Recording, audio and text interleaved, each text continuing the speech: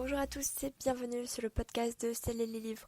Aujourd'hui, j'ai décidé de vous parler d'un de mes coups de cœur d'avril. Donc ça remonte quand même un petit peu. Il s'agit du thriller d'anticipation Cogito, écrit par Victor Dixon.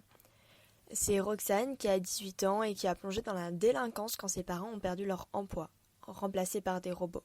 Sa dernière chance de décrocher le brevet d'accès aux corporations, qui est un stage de programmation neuronale, une nouvelle technologie permettant de transformer n'importe qui en génie, ou un pacte avec le diable.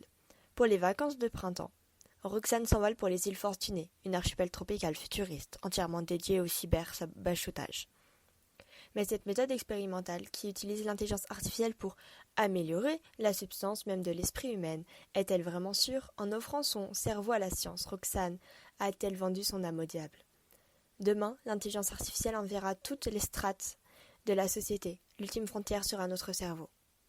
Ce roman, je l'ai acheté en juin 2021, alors que j'ai eu la chance de rencontrer l'auteur en dédicace. J'avais eu un coup de cœur pour sa saga Phobos, et en découvrant que Cogito met en avant des IA et des robots, un futur qui pourrait être le nôtre, si on attend encore un peu, je l'ai pris très clairement.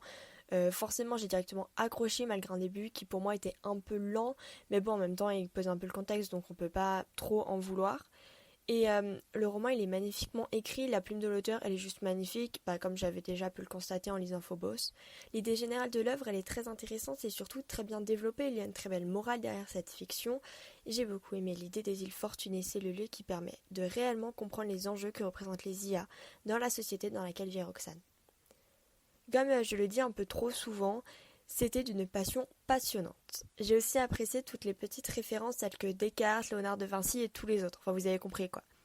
Enfin bref, c'est une vraie pépite ce roman. J'ai juste adoré le dévorer et apprendre des choses sur la technologie et différentes évolutions parce que c'est vraiment quelque chose qui, je dirais pas qui me passionne non plus, mais c'est quelque chose qui m'intrigue beaucoup. La science, ça m'attire en fait d'une certaine manière.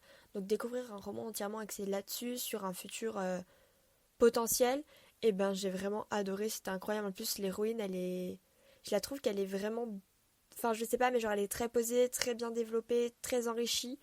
Donc en plus, ça apporte beaucoup à l'histoire. Et avant de vous quitter, je souhaiterais vous partager une citation. Les livres sont des armes pour survivre, avait-elle coutume de me répéter. Leurs histoires nous aident à surmonter les épreuves de la vie. C'est une citation qui, évidemment, pour moi est extrêmement vraie et que je trouve très percutante. J'en ai tout de même une deuxième pour vous. Que feras-tu donc quand tu seras condamné à la liberté? Cette dernière est un haïku. Je ne sais pas si je l'ai bien prononcé avec le rythme, mais on va dire que j'ai essayé, c'est le principal. Enfin voilà, c'est déjà la fin de ce podcast livresque. N'hésitez pas à me dire si vous l'avez lu ou comptez lire ce roman qui est pour moi un gros coup de cœur. Allez, c'est tout pour moi. La bise.